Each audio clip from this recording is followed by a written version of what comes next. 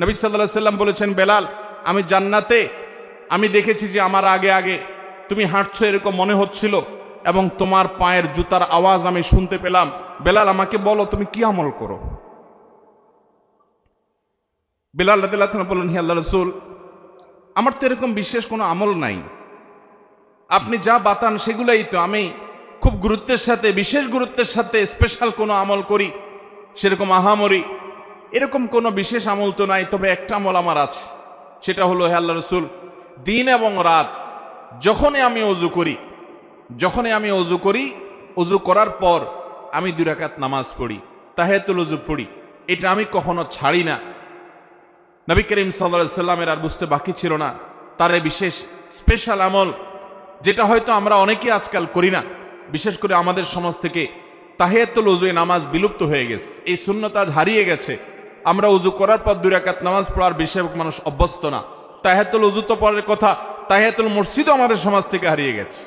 মানুষ মসজিদে চলে যায়, ধাপ করে বসে যায়, অথচ নবী সাল্লাল্লাহু আলাইহি সাল্লাম বলেছেন, ইদা দাখালা আহাদুকুমুল মসজিদা, তোমাদের কেউ যদি মসজিদে প্রবেশ করে, ফালা ইয়াজলিস হাত্তা ইউসাল্লি রাকাতাইন, তাহলে সেই মসজিদে ঢুকে যেন 2 রাকাত নামাজ পড়া ছাড়া না বসে। নবী করিম সাল্লাল্লাহু আলাইহি সাল্লাম এত গুরুত্ব দিতেন। এক ব্যক্তি এসে বসে গেছে, তিনি তাকে বলেছেন, তুমি কি 2 রাকাত নামাজ পড়েছো? লোকটি বলেছে, না, পড়ি নাই। নবীজি বলেছেন, কুম, দাঁড়াও, তুমি 2 রাকাত নামাজ পড়ো, তারপরে বসো। আল্লাহর ঘরে সম্মানার্থে গিয়ে বসতে হলে তুমি 2 রাকাত নামাজ পড়বে, তারপরে গিয়ে বসবে। এই তাহিয়াতুল মসজিদ আমাদের সমাজ থেকে হারিয়ে গেছে। আর তাহিয়াতুল ওযু, এটা তো আমরা অনেকে জানিও না, যে যতবার আপনি ওযু করবেন, ওযু করার পর কোনো কথাবার্তা অন্যান্য কাজকাম করার আগে, ওযু করার পর দ্রুততার সাথে আপনি কিবলামুখী হয়ে 2 রাকাত নামাজ পড়ে ফেলবেন। এটা ওযুর সম্মানে, এটাকে তাহিয়াতুল ওযু বলা হয়। বেলাল রাদিয়াল্লাহু আনহুর এই আমলটির কারণে নবী সাল্লাল্লাহু আলাইহি সাল্লাম তার পায়ের আওয়াজ জান্নাতে শুনতে পেয়েছেন। এই আমলটা আমরা শুরু করব তো ইনশাআল্লাহ। আল্লাহ আমাদেরকে আমল করার তৌফিক দান করুন। নবী করিম সাল্লাল্লাহু আলাইহি সাল্লাম জান্নাতে এরকম আর অনেকগুলো দৃশ্য দেখতে পেয়েছেন। আমরা এরপরে জানবো যে নবী করিম সাল্লাল্লাহু আলাইহি সাল্লাম মেরাজ শেষ করে, মেরাজের প্রাককালে, মেরাজের মধ্যে নবী সাল্লাল্লাহু আলাইহি সাল্লামের জীবনের সবচেয়ে বড়, মেরাজের পুরো সফরের মধ্যে সবচেয়ে বড় ঘটনা কোনটা ঘটেছে? সবচেয়ে বড় ঘটনা ঘটেছে আল্লাহর পক্ষ থেকে সালাত বা নামাজের যে বিধান দিয়েছেন মেরাজে। এটা ছিল তার মেরাজের সবচাইতে ফোকাস পয়েন্ট, সবচাইতে গুরুত্বপূর্ণ ঘটনাবলীর অংশ। আল্লাহ রাব্বুল আলামিন নবী করিম সাল্লাল্লাহু আলাইহি সাল্লাম যখন আল্লাহর কাছে গেলেন, আল্লাহর প্রশংসা ইত্যাদি নিবেদন করলেন, আল্লাহর কুদরত অবলোকন করলেন, আল্লাহর শুকরিয়া আদায় করলেন। তিনি যখন ফিরে আসছেন আল্লাহর অনুমতি নিয়ে, তখন আল্লাহ রাব্বুল আলামিন নবী করিম সাল্লাল্লাহু আলাইহি সাল্লামকে 50 ওয়াক্ত নামাজ দিলেন, যে যাও, তোমার উম্মতের জন্য 50 ওয়াক্ত নামাজ দেয়া হলো। প্রতিদিন রাত দিন 24 ঘন্টার ভিতরে 50 বার তারা নামাজ পড়বে, এটা ফরজ করে দেওয়া হলো, তুমি এটা নিয়ে যাও। নবী আলাইহিস সালাম এটা নিয়ে আসছিলেন। প্রতিমধ্যে তার সাথে ষষ্ঠ আকাশে মুসা আলাইহিস পঞ্চম আকাশে মুসা আলাইহিস সালামের সাথে সাক্ষাৎ। মুসা আলাইহিস সালাম বললেন যে, আমি বনি ইসরাইলের নবী হিসাবে, তাদের দায়িত্বশীল হিসাবে আমার অভিজ্ঞতার আলোকে বলছি, তোমার উম্মত দিন এবং রাত 24 ঘন্টার মধ্যে অন্যান্য কাজকাম সব করে এর ফাঁকে আবার 50 বার নামাজ, এটা তারা পড়তে পারবে না, এটা তাদের জন্য কষ্টকর হয়ে যাবে। অতএব তুমি আল্লাহর কাছে গিয়ে এই নামাজ একটু কমায় আনো। নবী সাল্লাল্লাহু আলাইহি সাল্লাম আল্লাহর কাছে গেলেন, যা বললেন, আল্লাহ, আমার উম্মতের জন্য এটা অনেক কষ্ট হয়ে যাবে, আপনি একটু কমায় দেন। আল্লাহ তাআলা তাকে 5 ওয়াক্ত কমায় 45 ওয়াক্ত দিলেন। এরপরে আবার আসলেন মুসা আলাইহিস সালামের সাথে সাক্ষাৎ, তিনি আবারও বললেন একই কথা, আবার নবীজি ফিরে গেলেন, আল্লাহ তাআলা আরো 5 ওয়াক্ত কমায় দিলেন। এভাবে কমাইতে কমাইতে 9 বার আসা যাওয়া হলো এবং 5 9 45 ওয়াক্ত নামাজ কমানো হলো, থেকে গেল 5 ওয়াক্ত। এরপরে নবী সাল্লাল্লাহু আলাইহি সাল্লাম মুসা আলাইহিস সালামের কাছে এসে বলল যে, আমি আর আল্লাহর কাছে কমানোর জন্য যেতে পারবো না, আমি বিব্রত বোধ করছি, ইতস্তত বোধ করছি যে একটা বিষয় কতবার কমাবো। আর 5 ওয়াক্ত আল্লাহ তাআলা নির্ধারণ করে আমাদের প্রিয় নবী সাল্লাল্লাহু আলাইহি সাল্লামকে বলে দিয়েছেন, যাও মুহাম্মদ, তোমার উম্মতকে জানিয়ে দাও, তারা যদি 5 ওয়াক্ত নামাজকে ঠিকঠাক মতো সময় মতো হক আদায় করে, সুন্দর করে আদায় করে, তো আল্লাহ রাব্বুল আলামিন তাদেরকে 50 ওয়াক্ত পড়লে যে পরিমাণ তারা সওয়াব পেত, আল্লাহ বলেছেন যে সেই পরিমাণ সওয়াব তাদেরকে আমি 5 ওয়াক্তের মাধ্যমে দেব। 5 ওয়াক্ত নামাজকে হক আদায় করে করবো তো ইনশাআল্লাহ? ওয়াক্ত মতে ইহতিমামের সাথে, ধীরস্থিরতার সাথে, সৌন্দর্যের সাথে, মনোযোগের সাথে, আল্লাহ স্মরণ সাথে নিয়ে আল্লাহ রাব্বুল আলামিনকে স্মরণ করবার জন্য আকিমিস সালাতা লিযিকরি আমরা মহব্বতের সাথে, খুশুখুজুর সাথে মৃত্যুর আগ পর্যন্ত 5 ওয়াক্ত নামাজকে আঁকড়ে ধরবো তো ইনশাআল্লাহ? ভাইরা আমার, নবী করিম সাল্লাল্লাহু আলাইহি সাল্লামকে আল্লাহ রাব্বুল আলামিন মেরাজে ডেকে নিয়ে একান্ত কাছে নিয়ে এই 5 ওয়াক্ত নামাজ দিলেন। এই নামাজ যার যত বেশি সুন্দর হবে সে আল্লাহর তত বড় ওলি, সে আল্লাহর তত বড় নেককার। যার নামাজ যত তাড়াহুড়ো হবে, যার নামাজে যত অবহেলা হবে, যার নামাজে যত মনোযোগ কম থাকবে, যার নামাজ সালাত যত অসুন্দর হবে, এই ব্যক্তির সাথে আল্লাহর সম্পর্ক তত দুর্বল প্রমাণ হবে। অতএব ভাইরা আমার, মুরব্বীরা আমার, আল্লাহর ওয়াস্তে চ্যালেঞ্জ হিসেবে নিতে হবে, আমরা জীবনে আমাদের জীবন যাবে, আমার প্রাণ যাবে, আমার নামাজ কখনো ছুটতে পারে? অতএব নামাজের ওয়াক্ত হবে, ইমানদার কখনো নামাজে গাফলতি করবে। নবী করিম সাল্লাল্লাহু আলাইহি সাল্লামকে আল্লাহ রাব্বুল আলামিন এই বিধানটি দেওয়ার জন্য তাকে নিয়ে গেলেন মেরাজে। অথচ এত কাছে নিয়ে আল্লাহ রাব্বুল আলামিন অন্য কোনো বিধান দেন নাই। রোজার বিধান আল্লাহ তাআলা জিবরিলকে দিয়ে পাঠিয়ে দিয়েছেন, যাকাতের বিধান জিবরিলকে দিয়ে পাঠিয়ে দিয়েছেন, হজের বিধান আল্লাহ রাব্বুল আলামিন জিবরিলকে দিয়ে পাঠিয়ে দিয়েছেন। ইসলামের অন্য সমস্ত বিধিবিধান, ফরজ নির্দেশগুলো কোরআনের আয়াত নাজিল করেছেন, জিবরিলকে দিয়ে পাঠিয়েছেন। 5 ওয়াক্ত নামাজ এত গুরুত্বপূর্ণ, এত গুরুত্বপূর্ণ যে আল্লাহ তাআলা তার নবীকে ডেকে নিয়ে গেছেন নিজের কাছে, একান্তে ডেকে নিয়ে নিজে সরাসরি এই নামাজের নির্দেশ দান করলেন। এজন্য ভাইয়েরা দেখবেন আমাদের প্রিয় নবী সাল্লাল্লাহু আলাইহি ওয়াসাল্লাম তার জীবনে নামাজের গুরুত্ব কেমন ছিল। তিনি যখন মৃত্যু শয্যায় দুনিয়া থেকে বিদায় নেওয়ার ঠিক আগ মুহূর্ত যখন চলছে, জীবন সায়ান্নে, এরকম কঠিন একটা পরিস্থিতিতে তিনি প্রচন্ড অসুস্থ, জ্বরে, অসুস্থতায় বারবার তিনি বেহুশ হয়ে যাচ্ছিলেন। তিনি পানি আনাচ্ছিলেন, হুঁশ আসার সাথে সাথে একটু হুঁশ ফিরে এসেছে, সাথে সাথে পানি আনালেন এবং পানি ঢাললেন, অজু করলেন, মুখে পানি ঢাললেন, শরীরে পানি ঢাললেন, ঢালার পরে কিছুটা আরাম বোধ করলেন, আবার সেন্সলেস হয়ে গেল। এরপরে আবার যখন হুঁশ আসলো তিনি জিজ্ঞাসা করলেন লোকেরা নামাজ পড়ে ফেলেছে কিনা। বলা হল না আল্লাহ রসুল, সবাই অপেক্ষা করছে আপনার ইমামতিতে নামাজ পড়বে, এদিকে আপনি অসুস্থ।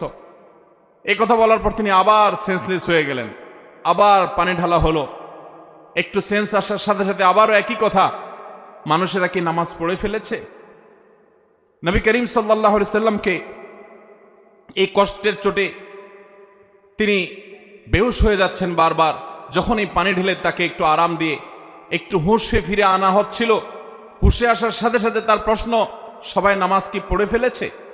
এরপরে যখন তিনি মোটামুটি একটু স্টেবল হলেন, নামাজ পড়ার মতো হলেন, কিন্তু উঠে গিয়ে মসজিদে নববীতে যারা গেছেন মদিনাতে জানেন নবীজির মিম্বর এবং তার কবর, এই কবর এবং মিম্বর, কবরটা ছিল তার বাসা, তার হুজরা, তার উম্মুল মুমিনিনদের হুজরা, আয়েশা রাদিয়াল্লাহু আনহার হুজরা, ওখান থেকে তার মিম্বর সামান্য কয়েক গজ দূরত্ব। এই প্যান্ডেলের এই মাথাও হবে না, অল্প একটু জায়গা। এটুকু জায়গা নবী সাল্লাল্লাহু আলাইহি সাল্লাম পায়ে হেঁটে নামাজ পড়ার মতো ক্ষমতা ছিল না। এত দুর্বল হয়ে গেছেন, এত অসুস্থ, বারবার সেন্সলেস হচ্ছিল। তখন তিনি আব্বাস এবং আলী রাদিয়াল্লাহু তাআলা আনহুমা, দুজন সাহাবীকে ডেকে দুইজনের কাঁধে 2 হাত দিয়ে শরীরের সবটুকু ভার তাদের উপরে ছেড়ে দিয়ে 2টা পাকে মাটির সাথে টানতে টানতে, মাটির সাথে হেসড়াতে হেসড়াতে তিনি মিম্বরের কাছে আসলেন। কিন্তু ইমামতি করার মতো শক্তি শরীরে নাই। তিনি ইশারা দিলেন, মুরু আবু বকর ইউসাল্লি বিন নাস, তোমরা আবু বকরকে বলো ইমামতি করে যেন নামাজ পড়ায়। নবীজির সে শক্তি ছিল না। অথচ ভাইরা, মাসআলা আমরা সবাই জানি, এরকম অসুস্থ যদি কেউ হয় তার জন্য মসজিদে আসা কি জরুরি? এত অসুস্থ হলে তিনি তো বাসায় নামাজ পড়তে পারেন। কিন্তু আমাদের প্রিয় নবী সাল্লাল্লাহু আলাইহি সাল্লাম, তার কাছে নামাজ এত গুরুত্বপূর্ণ ছিল, সালাত এত গুরুত্বপূর্ণ ছিল যে বারবার হুঁশ চলে যাচ্ছে, সেন্সলেস হয়ে যাচ্ছেন, হুঁশ ফিরে আসার সাথে সাথে আবারও একই কথা, নামাজ নামাজ। এবং ইমামতি করে নামাজ পড়ার মতো ক্ষমতা নাই।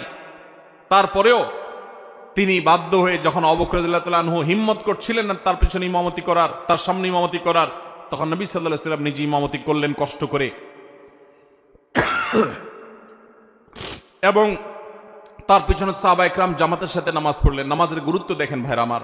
খলিফাতুল মুসলিমিন ওমর ফারুক রাদিয়াল্লাহু তাআলা আনহু তাকে যখন ফিরোজ আল লুলু নামে অগ্নিপূজক নরাধম ফজরের নামাজের ইমামতি করতে এসেছেন, তিনি খঞ্জরের আঘাতে তাকে যখন পরাস্ত করল, অনেকগুলো আঘাত করেছে খলিফাতুল মুসলিমিনকে, তিনি নামাজের প্রথম রাকাত শেষ করেছেন, দ্বিতীয় রাকাতে তাকে আঘাত করে যখন জমিনে ফেলে দিয়েছেন, তখন সে ফিরোজ আল লুলু নামক অগ্নিপূজক নরাধম এই কাফের সে পালানোর চেষ্টা করছিল।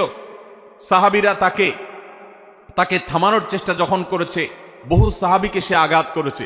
বিভিন্ন বর্ণনা থেকে বোঝা যায় 7 জন সাহাবী ওই জায়গায় উপস্থিত, ওই অবস্থা মৃত্যুবরণ শাহাদাত বরণ করেছেন। এবং এরপর অন্যান্য সাহাবীদেরকে বারবার সে খঞ্জর দিয়ে আঘাত করছিল। একটা পর্যায়ে সাহাবা একরাম একটা চাদর দিয়ে তার মুখ পেঁচিয়ে ফেলে তাকে পরাস্ত করে ফেলে। এরপরে যখন ওমর রাদিয়াল্লাহু তাআলা আনহুকে নিয়ে যাওয়া হলো তার বাড়িতে চিকিৎসা দেওয়ার জন্য, বারবার তিনিতে বেহুশ হয়ে যাচ্ছেন, প্রচণ্ড আঘাতে জর্জরিত, পুরো শরীর থেকে রক্ত বের হয়ে শেষ হয়ে যাচ্ছে। যখনই একটু তার সেন্স আসছে, তিনি তার পরিবারের লোকদেরকে বলতে লাগলেন, পানি নিয়ে আসো। সবাই গ্লাসে করে বা কোনো বাটিতে করে পানি নিয়ে আসতে লাগলো, এমনভাবে সবাই মনে করেছে উনি পানি পান করবে। তিনি বলেন, না, পানি পান করার পানি তো না, ওযুর পানি নিয়ে আসো, কারণ আমার নামাজ তো বাকি আছে।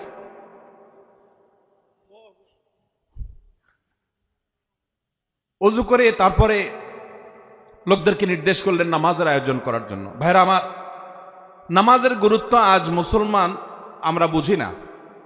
আল্লাহ রাব্বুল আলামিনের কাছে এটা এত গুরুত্বপূর্ণ।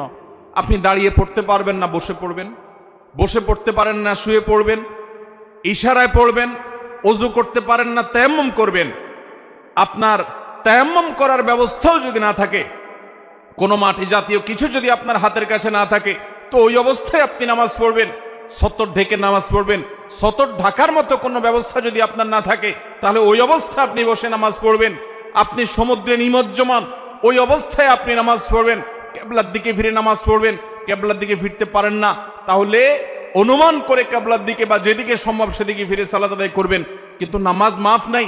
যুদ্ধক্ষেত্রে পর্যন্ত সালাতের খৌফের বিধান আল্লাহ তাআলা কোরআন নাজিল করেছেন। সালাতুল খৌফ কি?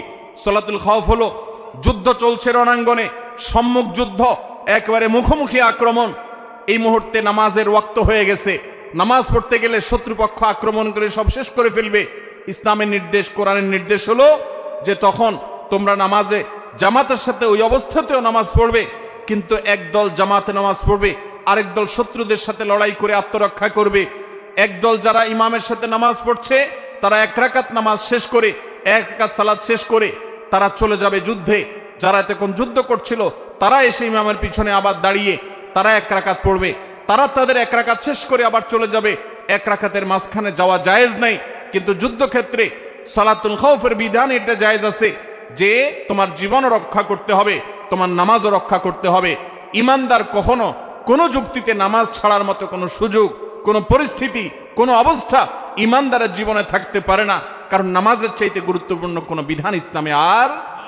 মোহতারাম হাজিরিন, আল্লাহ রাব্বুল আলামিন এই নামাজের গুরুত্ব আমাদেরকে বুঝার তৌফিক দান করুন।